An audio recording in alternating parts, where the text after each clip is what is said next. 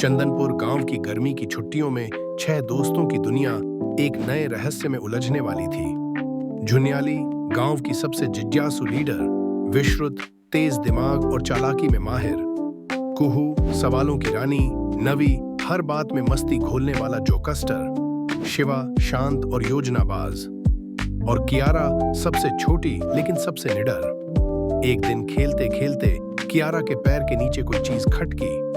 खोदने पर उन्हें मिला एक पुराना धूल भरा नक्शा। नक्शे पर लिखा था, 3 सूरज ढलने से पहले काल की गुफा तक पहुंचो। हर मोड़ पर हल करनी होंगी रहस्यमयी पहेलियां, वरना रास्ता हमेशा के लिए खो जाएगा। बिना समय गंवाए छहों दोस्त निकल पड़े इस अनजानी दुनिया की ओर। रास्ते में सबसे पहले सामने आया एक टूटा फूटा पुल। पुल पर एक पत्थर लटका था जिस पर लिखा था, अगर मुझे पार करना है तो बताओ, बिना पंखों के कौन उड़ता है, बिना पैरों के कौन चलता है। सब सोच में पड़ गए। विश्रुत मुस्कुराया और बोला, हवा जवाब सही था।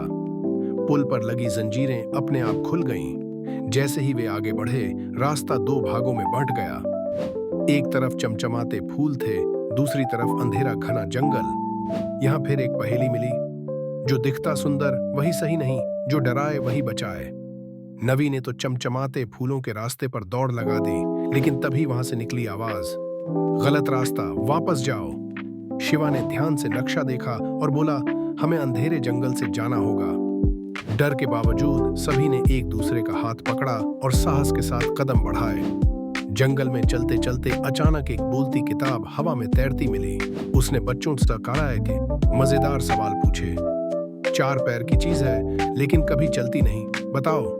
कुहू सोचती रही, फिर हंसते हुए बोली, कुर्सी। किताब हंसी और रास्ता खोल दिया।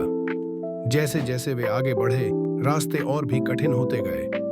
कभी उलझती बेलें पकड़ने दौड़ती, कभी जमीन अपने आप खिसकने लगती।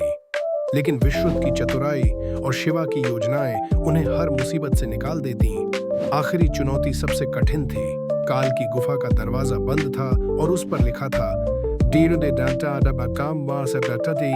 एक साथ बोलो, अपना वादा खोलो, सच्चे दिल से जो बोलेगा वही दरवाजा खोलेगा।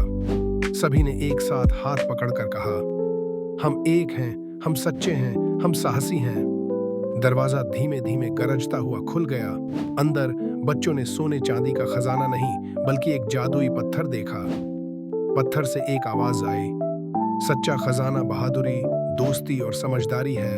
आज से तुम सब काल के संरक्षक बन गए हो। उनके नाम रोशनी में लिखे गए और चमकते हुए आसमान में बिखर गए। गांव लौटकर बच्चों के चेहरे पर नया आत्मविश्वास था। अब वे जानते थे, सच्चे दोस्ती और साहस के साथ कोई भी रहस्य अधूरा नहीं रह सकता।